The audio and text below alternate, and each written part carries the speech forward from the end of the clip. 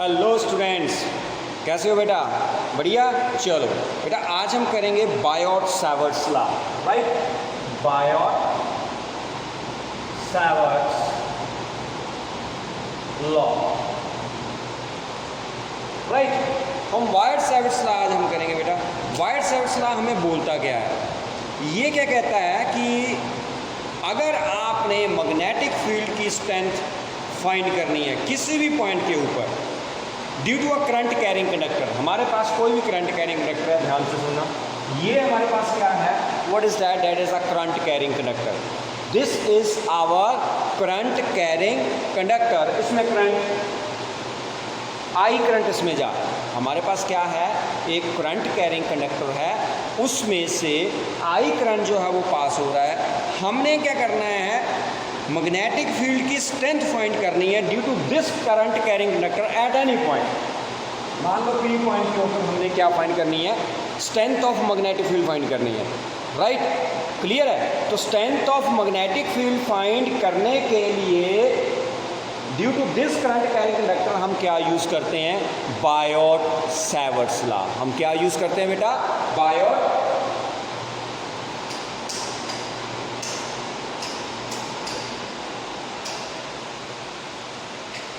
We are using Biot Savart's law, right? तो हम Biot-Savart's law use करेंगे उसके लिए। कोई भी करंट कैरिंग कंडक्टर है, उसके कारण जो मैग्नेटिक फील्ड प्रोड्यूस होती है, उस मैग्नेटिक फील्ड की हमने स्ट्रेंथ फाइंड करनी है किसी भी पॉइंट के ऊपर, क्योंकि ये करंट कैरिंग कंडक्टर है, राइट? मैग्नेटिक फील्ड होगी। जब करंट कैरिंग कंडक्टर है तो मैग्नेटिक फील्ड होगी। इस मैग्नेटिक फील्ड की स्ट्रेंथ हमने इस पॉइंट के ऊपर फाइंड करनी है, तो हम क्या यूज़ करते हैं बेटा? हम यूज़ करते हैं बायोट-सावर्ट्स लॉ, राइट? क्या यूज़ करेंगे? Biot-Savart's law. तो बायोट-सावर्ट्स लॉ क्या कहता है कि आपने एक करंट कैरिंग कंडक्टर ले लिया, उसमें एक लेंथ ए बी ले लिया, ए बी लेंथ, राइट? ये हमारे पास लेंथ है डी एल। एक लेंथ एलिमेंट ले लिया आपने ए बी, राइट? जिसमें से करंट कितना पास कर रहा है? आई करंट पास कर रहा है। तो इसकी मैग्नेटिक फील्ड हमने इस पॉइंट के ऊपर देखनी है एट ए डिस्टेंस आर। ये हमारे पास लेंथ एलिमेंट हमने ले लिया, इसके कारण हमने इस पॉइंट के ऊपर मैग्नेटिक फील्ड देखनी है, that is at a distance r. अगर हम पोजीशन वेक्टर की बात करें तो इसका पोजीशन वेक्टर कितना है हमारे पास? That is R, right? तो हमारे पास एक लेंथ एलिमेंट है A B, right? Current I pass हो रहा है, स्ट्रेंथ ऑफ मैग्नेटिक फील्ड आपने फाइंड करनी है। तो अब इस करंट एलिमेंट के कारण यहाँ पर मैग्नेटिक फील्ड होगी, वो डी बी होगी, दैट इज डी बी। तो उस डी बी की हमने क्या करनी है? स्ट्रेंथ फाइंड करनी है। वो स्ट्रेंथ क्या होगी? तो बायोट क्या कहता है कि जो मैग्नेटिक फील्ड है d B at point P, that is directly proportional to current flowing through the conductor. ध्यान से सुना, that is directly proportional to length element d l, directly proportional to sine of the angle. अब हमने theta बनाया, sine theta, ये किसमें है? Length element में और पोजीशन वेक्टर में। Theta is the angle between D L and R, where theta angle between D L and R. तो हमारे पास जो थीटा है that is the angle between D L and R. Is that clear? तो D B is directly proportional to I, D B is directly proportional to D L, D B is directly proportional to sine theta, and D B is inversely proportional to square of the distance of that point, जहां पर आप क्या find कर रहे हो? Magnetic field find कर। समझ आ गई बायोट-सावर्ट्स लॉ क्या बोलता है? बायोट-सावर्ट्स लॉ ने हमें एक फार्मूला देना है। वो फार्मूला क्या है? उसने हमें किसी भी पॉइंट के ऊपर मैग्नेटिक फील्ड फाइंड करनी है। वो कैसे फाइंड करनी है, उसकी स्ट्रेंथ कैसे फाइंड करनी है, उसके लिए हमें उसने फार्मूला देना है। अब आप इन सभी को क्या कर लो? ज्वाइन कर लो, जितनी भी इक्वेशंस हैं। तो हमारे पास डी बी किसके बराबर आ गया? I D L sine theta upon are square. So this is d B. D B क्या है? That is directly proportional to I current, d l length element, sine of angle sine theta upon are square. इस proportionality sign को हटाने के लिए हम क्या करते हैं? के लगाते हैं। So D B is equal to K I D L sine theta upon are square. तो मैग्नेटिक फील्ड हमें पता चल गई, K I D L upon are square, right, clear. k is the constant of proportionality और k की value जो होती है mu naught upon 4 pi. Mu naught that is absolute permeability. What is mu naught? Absolute permeability.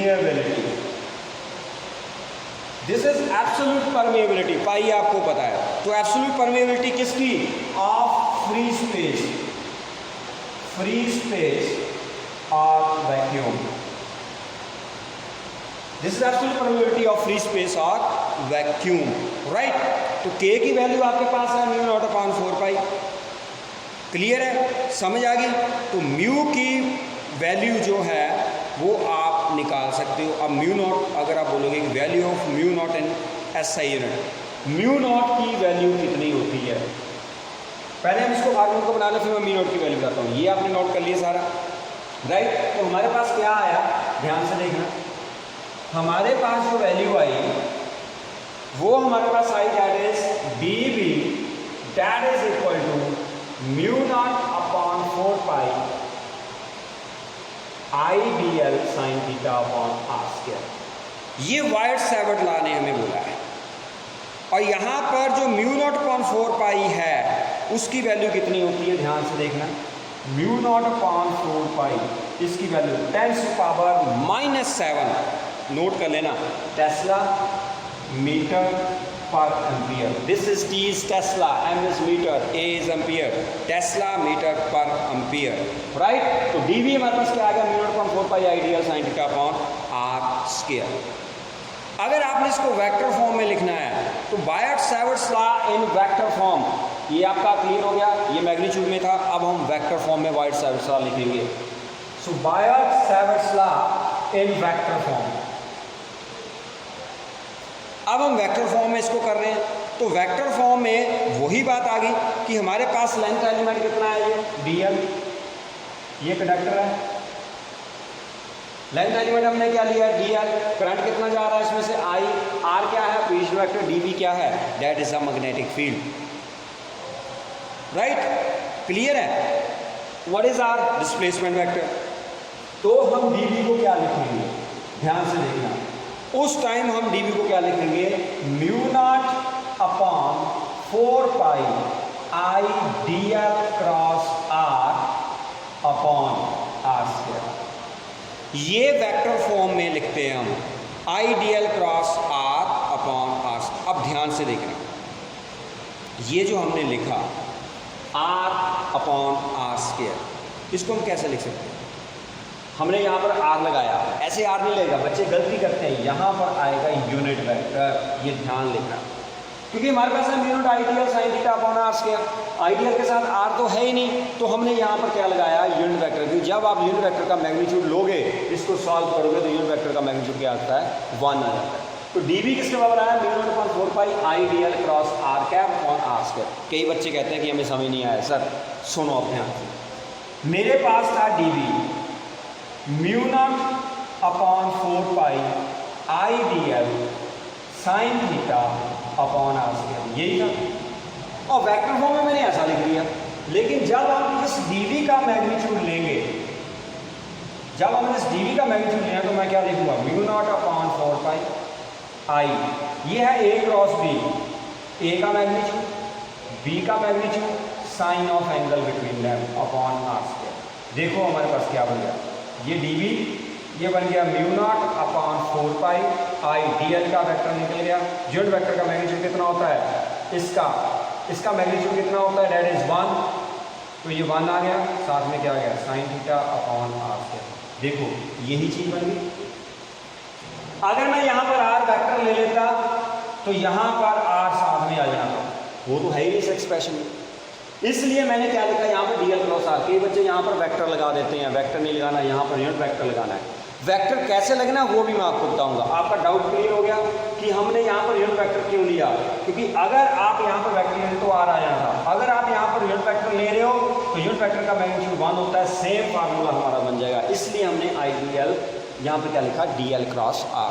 कोई problem, उस समझ आ गई, वेरी गुड। अब इसके बाद इसके बाद हम क्या करेंगे, ध्यान से सुना, हमारे पास जो फार्मूला आया वेक्टर फॉर्म में वो था dv that is equal to mu naught upon 4 pi I D L cross r cap divided by r square. यही हमारे पास है, और यही है बच्चा I D L cross r cap upon are square, यही हमारे पास फार्मूला है, राइट। अब आपको ये भी पता है कि यूनिट वेक्टर क्या होता है, वेक्टर अपॉन इट्स मैग्नीट्यूड, मतलब आर अपॉन आर। हम इस यूनिट वेक्टर की जगह ये पुट कर सकते हैं। हमने क्या किया, हमने ये यूनिट वेक्टर वैल्यू यहां पुट कर देते हैं, तो हमारे पास क्या बन जाएगा, dv that is equal to mu naught upon 4 pi I D L cross, अब देखो मैं यहां पर वेक्टर लगा रहा हूं लेकिन नीचे मैं आर क्यूब कर रहा हूं। अब ये सही है, बच्चे क्या करते हैं यहां पर ही वेक्टर लगा देते हैं और नीचे आर स्क्वायर लिख देते हैं। अगर यहां पर वेक्टर लगना है तो यहां पर क्या आना है, आर क्यूब, क्योंकि जब मैं यूनिट वेक्टर की वैल्यू पुट करूंगा वो आएगी vector upon its magnitude. Vector कितना है आर, मैग्नीट्यूड कितना है आर, तो आर स्क्वायर पहले था तो क्या बन गया आर क्यूब। और समझ आई बच्चा, वेरी गुड, अगर समझ आई तो बहुत बढ़िया भाई, राइट। तो हमारे पास ये dv जो है वो ऐसा आएगा आपके पास, राइट, क्लियर है।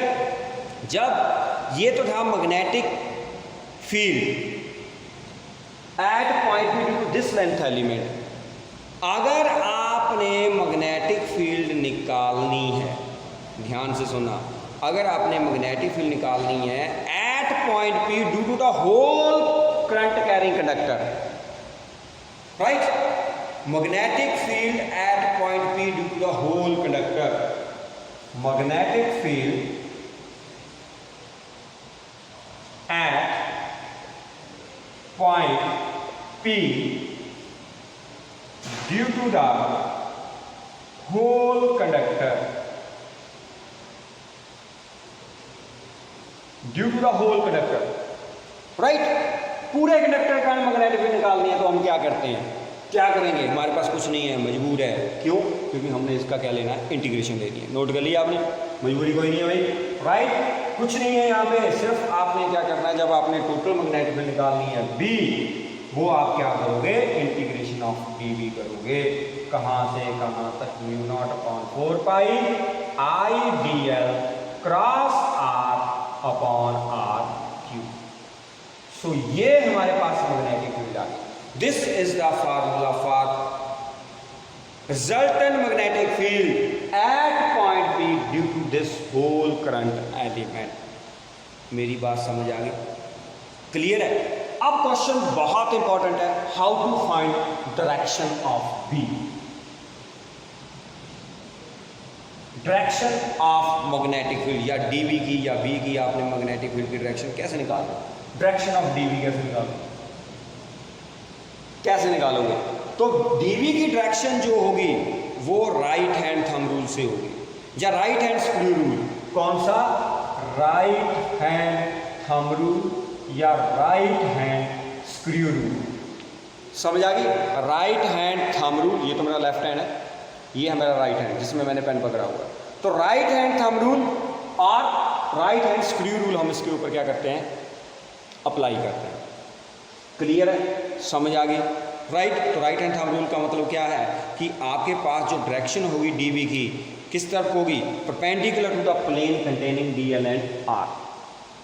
जो हमारे पास मैग्नेटिक फील्ड की डायरेक्शन होगी dv की, that is perpendicular to the plane containing dl and r, right, clear, and directed in the plane of the paper. और अगर हम यहाँ पर मैग्नेटिक फील्ड देखेंगे तो मैग्नेटिक फील्ड की डायरेक्शन ऐसे आएगी, मैंने बताया था कि एक ऐसे होती है और एक ऐसे होती है, तो यहाँ पर ये आएगी। अब बच्चे पूछेंगे कि सर ऐसा कैसे आया, अब ध्यान से सुनो, मेरे हाथ में कंडक्टर है, इस तरफ को करंट इस तरफ को जा रहा है, मैंने अपना राइट हैंड थंब जिस तरफ को करंट है उस तरफ को राइट हैंड थंब कर लिया, क्योंकि करंट जो है वो थंब की डायरेक्शन में जाएगा, राइट। फिर आपने अपनी उंगलियां कर्ल कर ली, जब आप उंगलियां कर्ल कर रहे हो, देखो ध्यान से, ये कंडक्टर मैंने पकड़ा हाथ में, करंट की तरफ मैंने अपना थंब कर दिया और मेरी उंगलियां इस तरफ को कर्ल हो रही है, कर्ल हो रही है कि नहीं, जब कर्ल हो रही है तो इसका मतलब मैग्नेटिक फील्ड ऐसे आ रही है, ये देखो ऐसे आ रही है मैग्नेटिक फील्ड, ऐसे आ रही है तो पी पॉइंट के अंदर जा रही है मैग्नेटिक फील्ड, ये देखो मैग्नेटिक फील्ड ऐसे आएगी, पी पॉइंट के अंदर जाएगी ऐसे। आप थंब देख के देख लो, कंडक्टर यहाँ पर देख लो, ये कंडक्टर है, मान लो ऐसे कंडक्टर, कंडक्टर को आपने पकड़ा तो कंडक्टर के इस तरफ को मैग्नेटिक फील्ड आ रही है। अगर मैं यहाँ पर इस पॉइंट के ऊपर देखूँ तो मैग्नेटिक फील्ड लाइंस अंदर की तरफ जा रही है। तो what is the direction of magnetic field? Perpendicular to the plane containing DL and directed inward. समझ आई? ये आपको ऐसे नहीं समझ आएगा, ध्यान से सुनना। इमेजिन करो कि मेरे हाथ में ये एक कंडक्टर है, राइट, और जिस तरफ को ये कैप है उस तरफ को करंट जा रहा है, मैंने इसको अपने हाथ में होल्ड कर लिया, राइट, और जिस तरफ को करंट है उस तरफ को मैंने थंब कर लिया। अब मेरी उंगलियां देखो कैसे कर्ल कर रही हैं, ये देखो ध्यान से, जिस तरफ को मेरी उंगलियां कर्ल कर रही हैं, ऐसे कर रही हैं, देखो ऐसे कर रही हैं उंगलियां, कर ये देखो इस तरफ को जा रही है, ऐसे कर्ल कर ली हैं। तो अगर मैं यहाँ पर देखूँ तो मैग्नेटिक फील्ड डायरेक्शन इस तरफ को है, यहाँ पर देखूँ तो इस तरफ को है, यहाँ पर देखूँ तो इस तरफ को है, यहाँ पर देखूँ तो इस तरफ को है, क्योंकि मैग्नेटिक फील्ड लाइंस आपकी ऐसे जा रही हैं। तो हर पॉइंट के ऊपर डायरेक्शन, इस पॉइंट पर देखोगे तो इस तरफ को, इस पॉइंट, क्योंकि मैग्नेटिक फील्ड की डायरेक्शन टेंजेंशियल होगी। मैग्नेटिक फील्ड लाइन की डायरेक्शन आपको पता चलेगी कि वो ऐसे घूम रही है, और हर पॉइंट के ऊपर टेंजेंट ड्रा करो, वहां पर आपको क्या मिल जाएगी? मैग्नेटिक फील्ड की क्या मिल जाएगी? डायरेक्शन मिल जाएगी। तो इसको आपने प्रैक्टिस करनी है। आपने देखना है कि यहाँ पर मैग्नेटिक फील्ड कितनी है। अगर मैं यहाँ पर मैग्नेटिक फील्ड देखूँ, ध्यान से देखो, करंट इस तरफ को जा रहा है और मैग्नेटिक फील्ड मैं यहाँ पर देख रहा हूँ, तो कैसे आएगी? मैग्नेटिक फील्ड लाइंस यहां से इस तरफ को आ रही हैं और ऐसे जा रही है, ऐसे जा रही है। इसका मतलब क्या हुआ कि इस पॉइंट के ऊपर मैग्नेटिक फील्ड क्या है? Perpendicular to plane of directed outward. यहां पर देखो, यहां से निकली, यहां चली गई, तो इसका मतलब मैग्नेटिक फील्ड यहां पर क्या है? Perpendicular plane of paper and directed inward. इस पॉइंट के ऊपर क्या है? आउटवर्ड। समझ आ गई? अगर मैं इस यहां पर देखूं मैग्नेटिक फील्ड को, डायरेक्टेड आउटवर्ड आएगी, इसमें क्या आएगी? Directed inward. आई थिंक आपको समझ आ गया होगा। नहीं समझ आया तो आपने मुझे फिर से दोबारा बोलना, आपको समझ आए, राइट। आपने बस कंडक्टर को पकड़ना है, राइट, कंडक्टर को पकड़ना है और जिस तरफ को करंट है उस तरफ को थंब करना है, फिर आपने उंगलियों की कर्ल करनी है। और जैसे आपको मैग्नेटिक फील्ड लाइन की डायरेक्शन मिल गई कि मैग्नेटिक फील्ड ऐसे जा रही है, तो किसी भी पॉइंट के ऊपर आपने टेंजेंट ड्रा करना है, किसी पॉइंट के ऊपर, तो उस पॉइंट के ऊपर उस कंडक्टर काट के आपको मैग्नेटिक फील्ड मिल जाएगी। अगर आप इसके ऊपर कर रहे हो तो मैग्नेटिक फील्ड ऐसे जा रही है, तो इसका मतलब perpendicular to plane of paper directed inward. यहाँ पर बाहर की तरफ आ रही है तो magnetic field perpendicular to plane of paper and directed outward. समझ आ गई? क्लियर है? तो आई थिंक ये आपको समझ आ गया, अब तो आ गया है ना। ऐसा तो कोई है ही नहीं कि आपको ये चीज़ समझ ना आए। उसके बाद आ गया हमारे पास magnetic field due to infinitely long straight wire carrying current. बहुत इंपॉर्टेंट आर्टिकल है, राइट। ये फास्ट करना है मैंने, क्योंकि हमारे पास टाइम जो है that is only 25 minutes, right. तो हम इसको करेंगे, ध्यान से करना, जल्दी करना है इसको कि हमने क्या निकालना। Magnetic field due to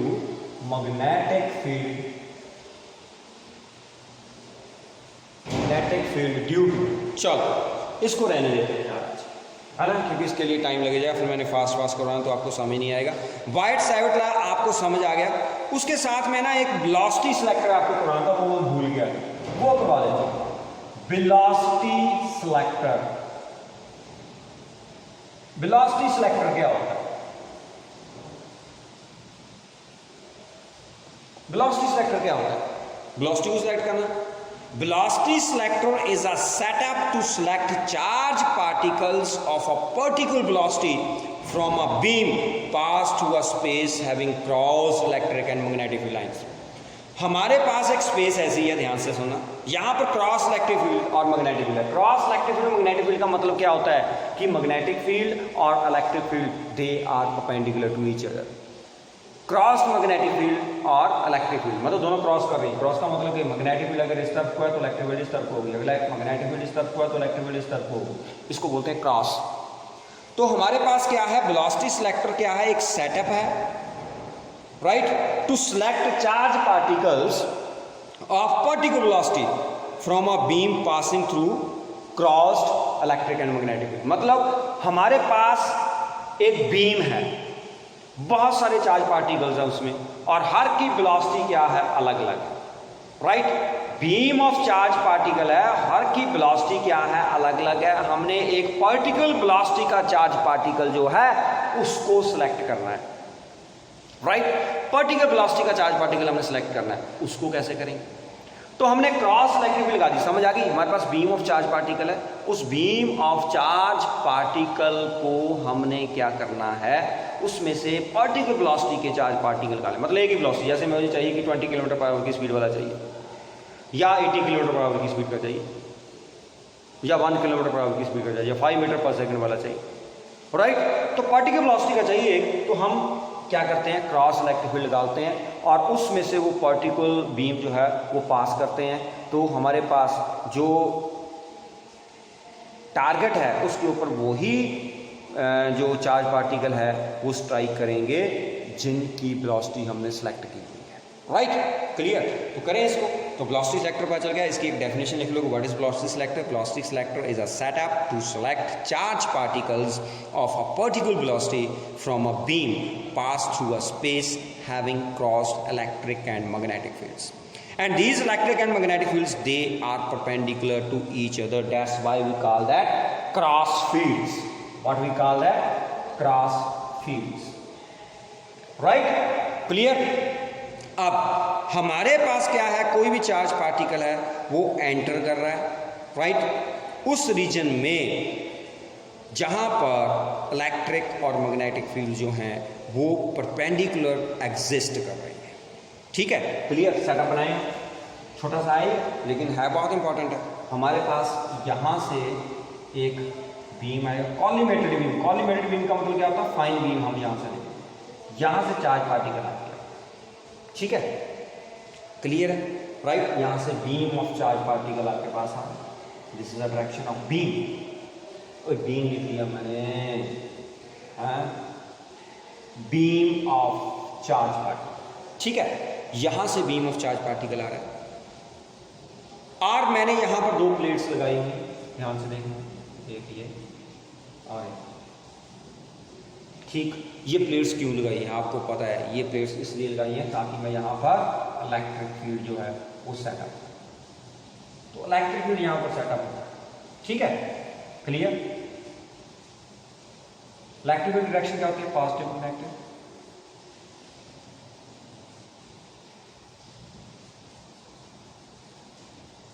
this is the direction of electric field, right? Clear है? तो हमारे पास जो डायरेक्शन ऑफ इलेक्ट्रिक फील्ड है वो आपको दिखाई देगी, this is the direction of electric field, right? Electric field नीचे की तरफ जाएगा। अब यहां पर मैंने क्या किया हुआ है, मैग्नेटिक फील्ड भी लगाई हुई है, ध्यान से देखना मैं क्या बोल रहा हूं यहां पर, इसका मतलब क्या है?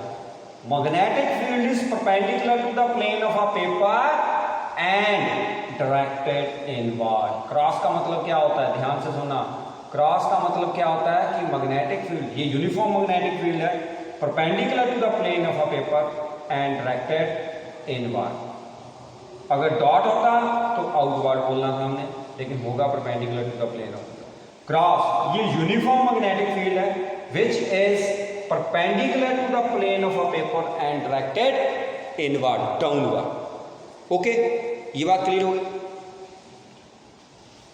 ये यहां से हम मिटा देते हैं, आपको पता चल जाएगा कि मैंने वैसे किया क्योंकि यहां पर बीम जा रहा है और यहां से इसके बिल्कुल सामने हमने वही बीम चाहिए, यहां से वही चार्ज पार्टिकल चाहिए इस जगह से जिसकी वेलोसिटी मुझे पार्टिकल वेलोसिटी v चाहिए, वही पार्टिकल यहां से निकलेगा। मतलब यहां से बहुत सारे पार्टिकल्स आ रहे हैं लेकिन इसमें से पार्टिकल वही निकलेगा जिसकी वेलोसिटी जो है वो पार्टिकल वेलोसिटी जो है वो हमें चाहिए, राइट? जो हमने सेलेक्ट की हुई है। अब ऐसा कैसे होगा, राइट? हमारे पास इलेक्ट्रिक और मैग्नेटिक फील्ड जो हैं they are perpendicular to each other. अब आपको पता है कि जब चार्ज पार्टिकल इस बीम में से जाएगा तो force acting on the charge particle due to electric field, right down the force acting on the charge particle, force acting on the charge particle, right? जो चार्ज पार्टिकल है उसके ऊपर force कौन सी लगेगी? The force acting on the charge particle due to electric field, due to electric field. कितनी force लगेगी पता है सभी को कि कोई भी चार्ज पार्टिकल यहाँ से मूव कर रहा है, लेट्स सपोज करो वो चार्ज पार्टिकल क्यू है, तो उसके ऊपर फोर्स कितनी लगती है, F is equal to Q E. This is equation 1। Force acting on the charge particle due to electric field वो कितनी होगी, क्यू ई के बराबर होगी। राइट इलेक्ट्रिक फील्ड, तो हम यहाँ पर क्या लिखेंगे, force F vector that is equal to Q into ई।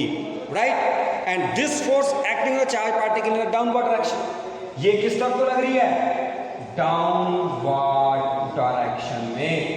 ये डाउनवर्ड डायरेक्शन में लग रही है, क्यों, क्योंकि हमारा ये देखो नीचे की तरफ अब चार्ज पार्टिकल आ रहा है, तो जिस तरफ को इलेक्ट्रिक किस तरफ को है, पॉजिटिव टू नेगेटिव। अब पॉजिटिव चार्ज पार्टिकल है तो हमारा चार्ज पार्टिकल जो है इसकी तरफ फोर्स लगाएगा कि नहीं। राइट, क्लियर नाउ, क्योंकि जब भी यहां से बीम ऑफ चार्ज पार्टिकल आएगा, ध्यान से सुनना, अगर यहां से बीम ऑफ चार्ज पार्टिकल आ रहा है तो व्हाट डज इट मीन कि वो बीम ऑफ चार्ज पार्टिकल के ऊपर क्या लग रही है, फोर्स लग रही है ड्यू टू इलेक्ट्रिक फील्ड। किस तरफ को लग रही है, इन द डाउनवर्ड डायरेक्शन, क्योंकि यहां पर नेगेटिव है। अब पॉजिटिव चार्ज पार्टिकल आ रहे हैं तो फोर्स किस तरफ को लगेगी, in the downward direction. Right, clear. Number 2, अब force acting on the charge particle due to magnetic field, force acting on the charge particle due to magnetic field. Due to magnetic field force कैसे लगेगी, ध्यान से सुनना, the force acting on the charge particle, force acting on the charge particle due to magnetic field. ये note कर लेना बेटा, क्योंकि मैंने डायग्राम बना दिया हुआ है तो डायग्राम में मिटा नहीं सकता, तो आपने ध्यान से सुनना है। The force acting on the charge particle due to magnetic field, magnetic field के कारण जो उसके ऊपर फोर्स लगती है वो कौन सी होती है, वो भी आपको पता है, magnetic force that is equal to Q V cross B, magnetic Lorentz force, ये भी आपने किया हुआ। This is equation 2। राइट, तो हमारे पास क्या हुआ, देखो हमारे पास फोर्स आई, force acting on the charge particle in downward direction due to electric field, force acting on the charge particle due to magnetic field that is F is equal to Q B cross B.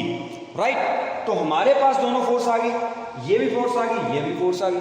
Right, अब ये force किस तरफ को लग रही है, अब आपने क्या बोला, मैंने क्या बोला कि हमारे पास जो फोर्स लग रही है, अब V और B में एंगल कितना होगा, देखो ये इस तरफ को आ रहा है, परपेंडिकुलर एंटर कर रहा है, तो इसका मतलब V और B में एंगल कितना है बेटा, V और B में एंगल दैट इज 90। ये तो आपने नोट कर लिया ना, B और B में जो एंगल है वो 90 डिग्री है, तो आपके पास जो FM आ गया मैग्नीट्यूड में वो बन गया QBB sin 90।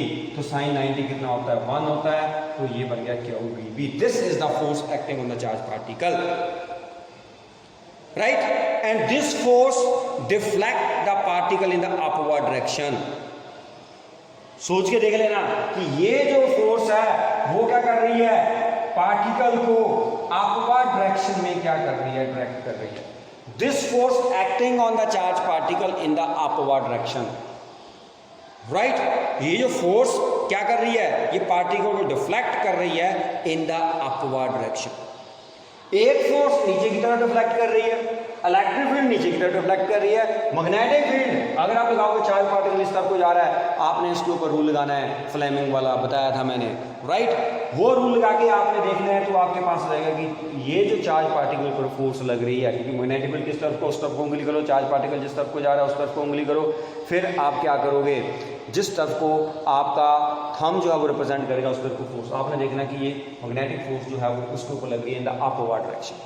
तो एक फोर्स उसको डाउनवर्ड डायरेक्शन में कर रही है, एक फोर्स उसको अपवर्ड डायरेक्शन में कर रही है। इसका मतलब चार्ज पार्टिकल को पता नहीं है, एक नीचे की तरफ फेंक रहा है, एक ऊपर की तरफ फेंक रहा है, बट जो इन दोनों को पास कर गया, ना इसकी परवाह कर रहा है ना इसकी परवाह कर रहा है, दोनों की फील्ड को कैंसिल कर रहा है, वो ही चार्ज पार्टिकल यहां से निकल जाएगा। क्योंकि जब बीम ऑफ चार्ज पार्टिकल आएगा, कोई उसको नीचे की तरफ भगाएगा, कोई उसको ऊपर की तरफ भगाएगा। राइट, जो नीचे की तरफ आ गए वो भी गए, जो ऊपर की तरफ आए वो भी गए, लेकिन जो उनको इग्नोर कर गया वो वो उनको पार कर गया।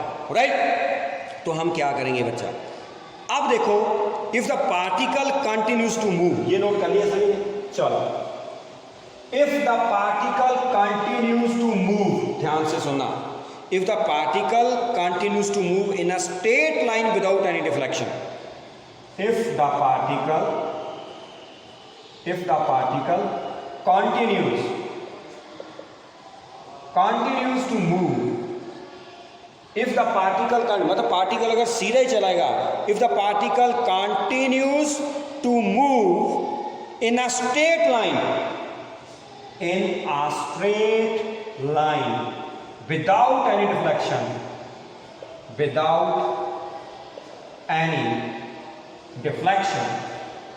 विदाउट एनी डिफ्लेक्शन, तो हमें क्या करना पड़ेगा, तो हमारी जो अपवर्ड फोर्स है और डाउनवर्ड फोर्स है वो बराबर होनी चाहिए।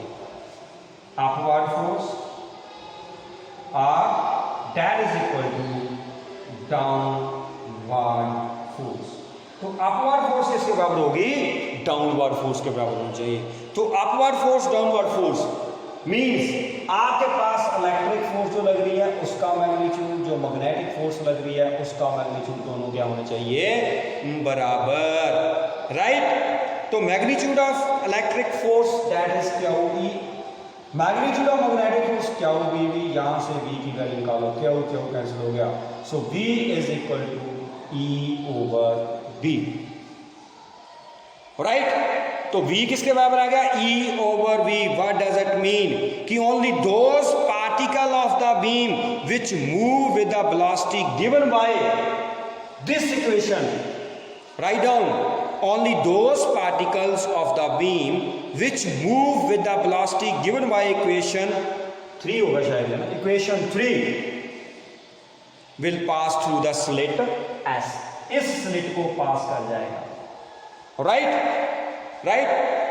The particle moving with velocity greater than or less than this velocity, वो क्या कर जाएंगे, that will not pass through this slit, मतलब वही पार्टिकल इसमें से पास करेंगे जो इस इक्वेशन को क्या करते हैं, सेटिस्फाई कर रहे हैं। हमने इलेक्ट्रिक फील्ड और मैग्नेटिक फील्ड इस ढंग से सेट कर देनी है।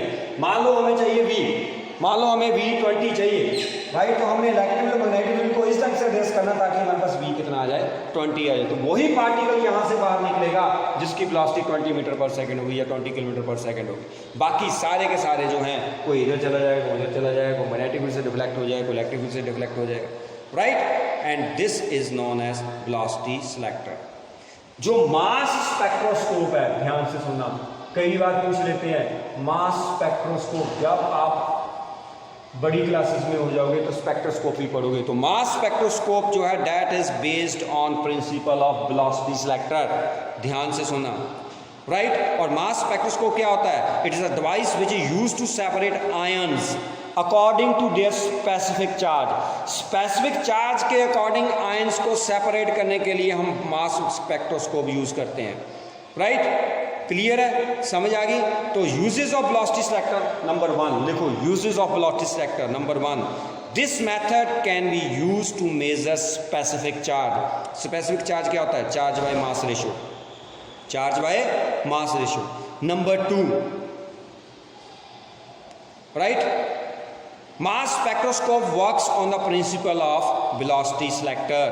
Mass spectroscope works on the principle of velocity selector, and it is a device which is used to separate ions according to their specific charge, according to their specific charge. ठीक है बेटा, तो आज हमने दोनों कर लिए ये, तो ध्यान से करना, वेलोसिटी सिलेक्टर और वायट-सैवर्स लॉ। कल हम वायट-सैवर्स लॉ की एप्लीकेशन करेंगे, तो हमारा सिलेबस जो है वो आगे बढ़ेगा। ओके बेटा, गुड बाय।